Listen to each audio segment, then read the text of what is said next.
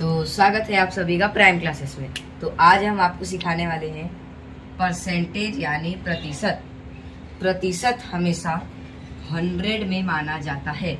जैसे आपका 80 मार्क्स का पेपर होता है तो उसमें हम क्या मानते हैं 100%, जिसमें से किसी का आता है 84, 86। तो इस यही फॉर्मेट में यूज़ होता है। तो हम स्टार्ट करते हैं। तो जैसे आपसे कोई सवाल पूछता है कोई बड़ा, तो कैसे पूछता है 250 का 15% बताओ, 300 का 5% बताओ, ऐसे लोग सवाल पूछते हैं। तो हम इसी के बेस में एक सवाल लेते हैं। जैसे आपसे किसी ने पूछा कि 955 का 150% बताओ, तो आप घबरा जाते हैं अंदर से। टेंशन नहीं लेने का, सीधा आप ये सवाल को सिर्फ फोकस के साथ समझिएगा। उस सवाल को बस आप समझ लिए ना तो आपका हो गया। पहले आपको अपने दिमाग में ये सोच लेना है कि उसने नंबर क्या दिया 955 का मतलब आपको पता होगा मल्टीप्लाई। आपने बोर्ड मास अगर देखा हो तो मल्टीप्लाई होता है। तो मल्टीप्लाई 15 उसने दिया है तो ये हो गया हमारा 15। प्रतिशत का मतलब अभी हमने बताया आपको कि किसी भी प्रतिशत को 100 में माना जाता है। तो 150 हमने लिया था, सॉरी, तो 100 में माना जाता है। तो अगर कभी भी जितना जीरो ऊपर रहेगा उतने से नीचे वाला जीरो कट हो जाएगा। तो कट हो गया, तब हमारे पास क्या बचा 955 का 15% 10 से भाग करना है। तो पहले इसका मल्टीप्लाई का साइन है तो सामने सामने अक्रॉस मल्टीप्लाई हो जाएगा। तो इसमें हमारा क्या आ जाएगा 955 वो हमको 15 से करना है।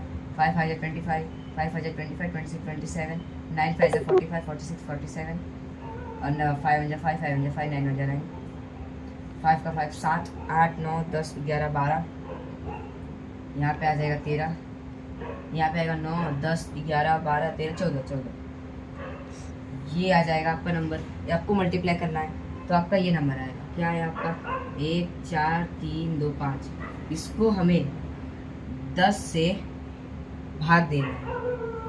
10 से दिया हमने भाग तो पहले 10 1 10, हमारा रिमाइंडर बचेगा 4। फिर आएगा यहाँ पे 3, हम 6 4 ले लेंगे। फिर आएगा हमारा 3, हम यहाँ पे 2 ले लेंगे। फिर आएगा हम यहाँ पे 3 लेंगे, ये 30 हो जाएगा। यहाँ 2 बचेगा, हम ये 5 ले लेंगे, 2 से करेंगे। अभी भी आपको फ्रैक्शन आप कर रहे हैं तो यहाँ पे रिमाइंडर 0 बचना ही चाहिए। 0 नहीं बचेगा तो आपका सवाल गलत हो, आपका जवाब गलत हो जाएगा।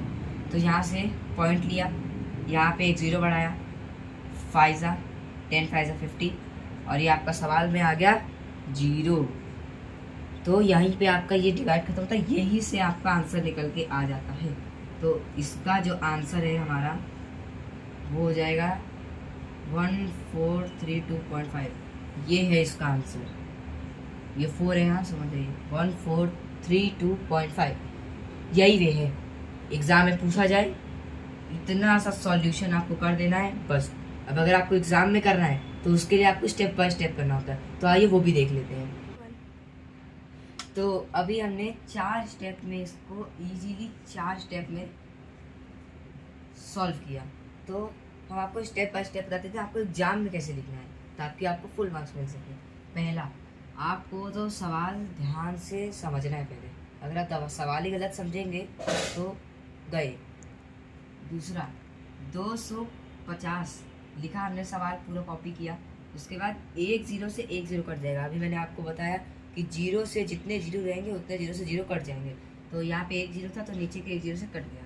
अब इसको सामने की तरफ मल्टीप्लाई करेंगे। तो हमने मल्टीप्लाई किया 250 को 9 से, तो हमारा आंसर आया 2250। अब फिर 2250, 2000, इसको मल्टीप्लाई हमारा 2250। अब इसको भाग देना है हमें 10 से।